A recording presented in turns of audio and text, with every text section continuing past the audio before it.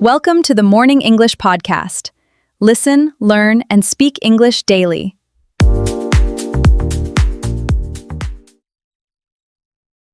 Hello, English learners, and welcome to our podcast. My name is Emma, and we are so happy that you are here with us today. And I'm Mark. Yes, welcome everyone. It's wonderful to have you here with us today. So if you are new to our show, we just want you to know that this is a completely relaxed, safe place to learn real, everyday English. Exactly. There are no tests here, no stress, no pressure.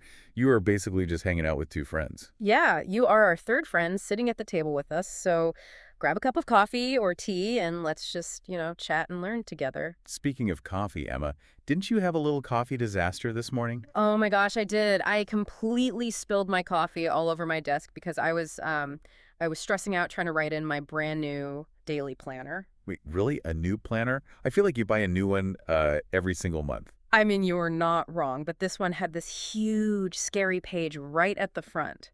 And it asked this big question: where do you want to be in 5 years? Oh, wow. Yeah, that is heavy. Right. I just stared at it. My mind went completely blank. I had my pen ready and I just froze. I totally get that. It is such a stressful question. Yeah. It is like, how am I supposed to know what I want my life to look like in 5 years when I barely even know what I want to eat for dinner tonight? Yes, exactly. Yeah. And I think a lot of people feel that way, which is actually the perfect bridge to what we are talking about today. Yes, it is. Today, we are diving into a really amazing topic. We're going to talk about your life goals, but doing it in English. We are going to talk about how to handle that scary 5-year question, how to set real goals, and most importantly, how to talk about your future using natural, everyday English. It is going to be so useful for your daily life English conversation. Yeah. You will learn some fantastic new vocabulary, and you will learn how to sound really confident when people ask you about your plans. So before we jump in, please take a quick second to like this episode, subscribe, and maybe share it with just one friend who is also learning English. All done. Awesome. Thank you so much. So, Emma, let me ask you a curiosity question. Why do you think that specific question, where do you want to be in 5 years, why does it make us all panic so much? Well, psychologists actually have a name for this. They call it the end of history illusion, which I know sounds like a really big, complicated phrase. Yeah, it does sound a bit like a sci-fi movie. What does it actually mean in simple English? It basically means that we humans falsely believe that we are done changing. We think that the person we are today is the final, finished version of ourselves. Oh, I see. But that is obviously not true, right? We change all the time. Exactly. We always getting new hobbies, finding new values, moving to new places. So trying to make a strict 5-year plan is like, it is like trying to buy a tailored suit for someone when you don't even know what size they're going to be. That is such a great example. You just can't measure a body that doesn't exist yet. Right. It feels completely disconnected from our real, daily human experience. So if we shouldn't use the 5-year plan, what should we do? Just give up and have no goals at all? No, definitely not. There is a beautiful, much more human question we can use instead. Instead of asking what your fancy job title will be, ask yourself, what do I want an ordinary Tuesday to feel like in 5 years? Wow. What an ordinary Tuesday feels like. That is so much softer. Right. Try saying that with us, listeners, an ordinary Tuesday. It is a great phrase. And the word ordinary just means normal, regular. Not a special holiday, not a vacation on a beach, just a standard, normal Tuesday. Yes, it takes all the pressure away. For example, Mark, what would your ideal ordinary Tuesday look like? Well, I think I would want to do some creative work in the morning, and then at the end of the workday, I want to actually have the energy to cook dinner and play with my dog. I don't want to feel completely exhausted. I love that. And notice, listeners, Mark didn't say, I want to be the CEO of a huge company. He focused on how he wants to feel. Exactly. What about you, Emma? What is your Tuesday? I mean, I would love to wake up slowly, maybe write for a few hours, and then have lunch outside. It is simple, but it gives me an honest direction. Well, wait, let me play devil's advocate here. We live in this hustle culture where everyone says you have to dream big. If my biggest life goal is just having the energy to cook dinner on a Tuesday.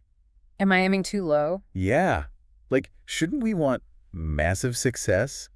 and big job titles? That is such a common fear, but we often confuse having ambition with having a big, impressive title. A title is just a billboard, you know? It is something for other people to look at. Oh, that is a great way to put it. But the Tuesday, your actual daily routine, that is the house you actually have to live inside, doing things because they make your daily life better is so much more sustainable than doing things just to look impressive to strangers. Okay, that makes perfect sense. Sure. So we know our Tuesday, we know the direction, but how do we actually get there? Because the space between I want a calm Tuesday and actually living it is huge. Oh, for sure. Think about my whiteboard at home.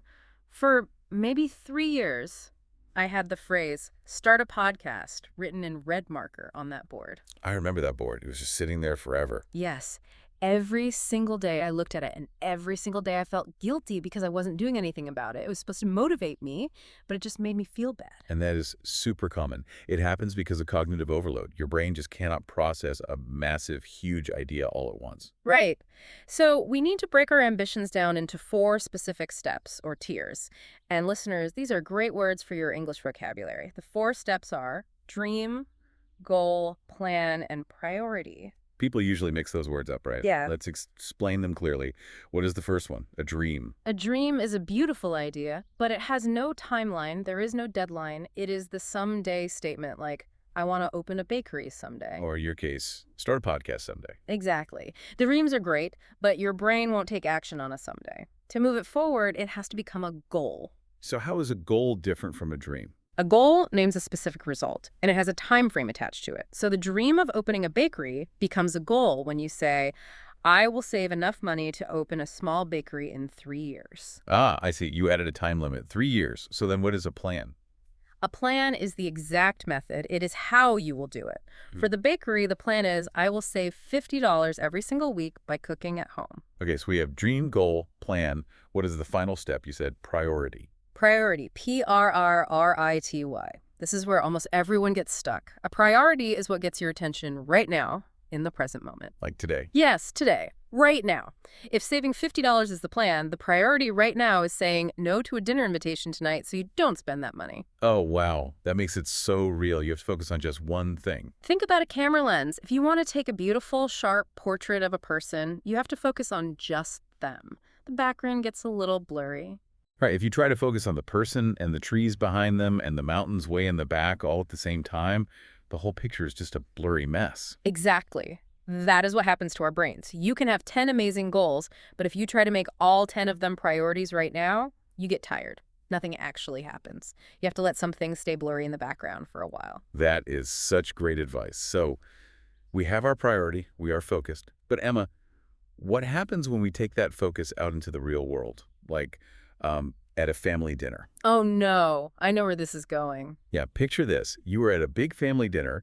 Your Aunt Linda passes you the potatoes, looks you right in the eyes, and asks loudly, so when are you finally going to buy a house? My stomach just dropped. Yeah. I am literally sweating just thinking about that question. Right. It is a conversational landmine because Aunt Linda isn't asking if you want to buy a house. She's asking when. And that introduces a really important concept in English conversation called borrowed timelines. Borrowed timelines. Let's break that down for our learners. To borrow means to take and use something that belongs to someone else, like borrowing a pen. Yes. So a borrowed timeline is when you live your life using a schedule that society or your family thinks is correct. It is the expectation that everyone should do the exact same things at the exact same time.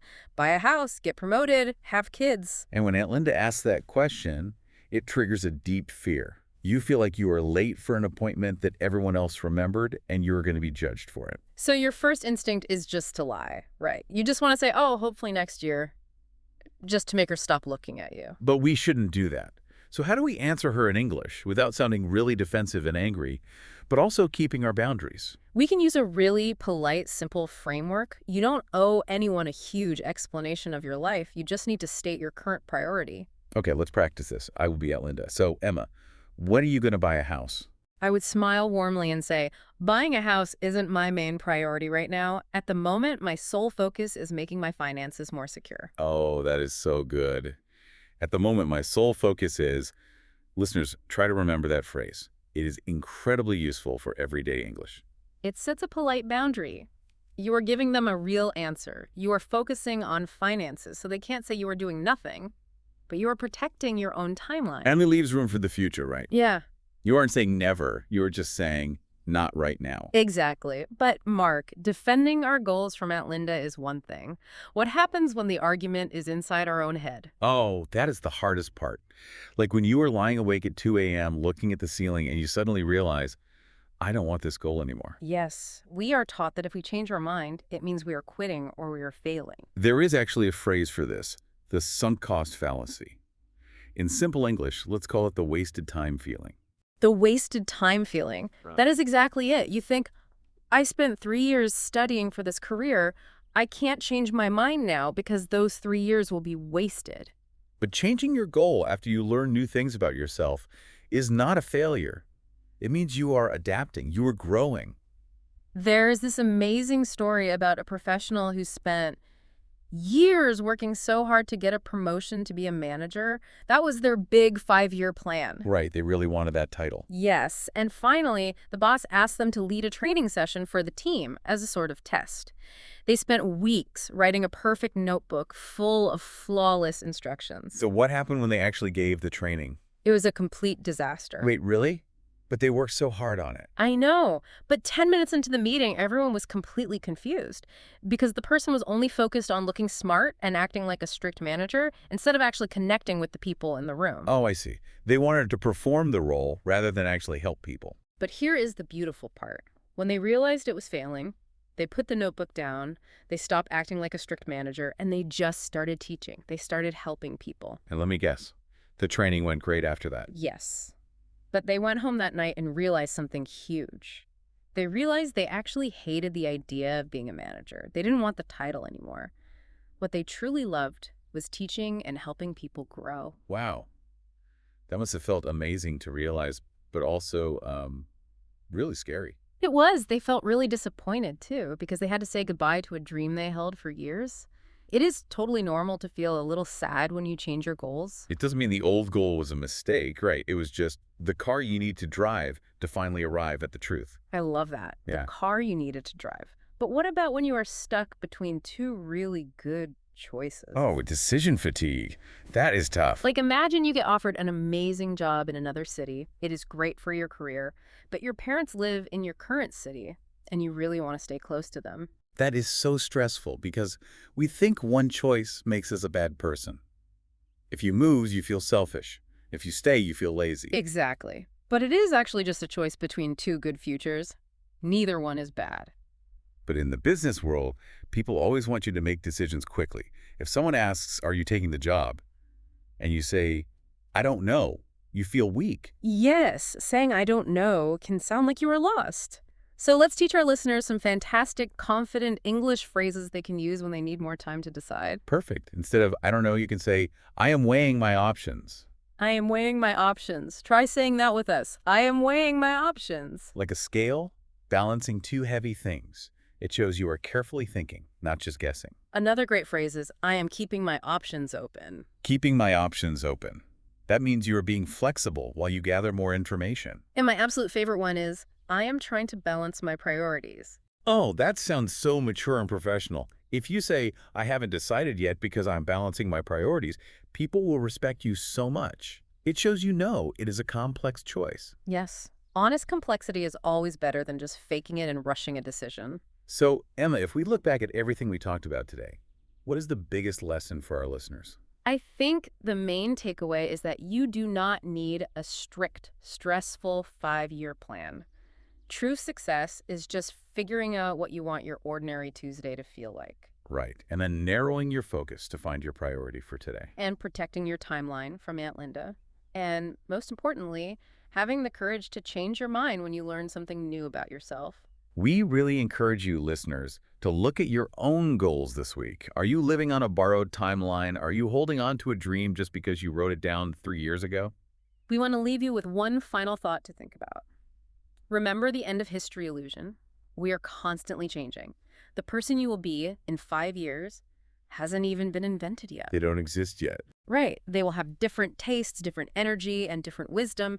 So why should that future version of you be trapped inside a rigid plan made by the current you? Wow.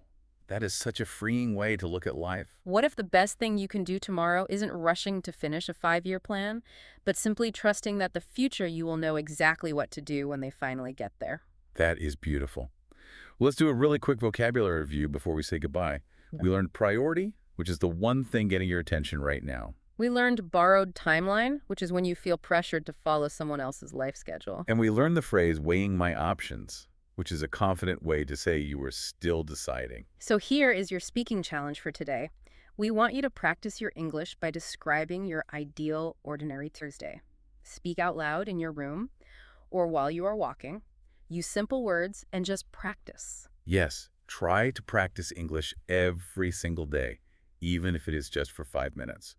You are doing a great job. Thank you so much for joining us for this conversation today. We love having you here. Thanks, everyone. Keep practicing, and we will see you next time. Bye for now.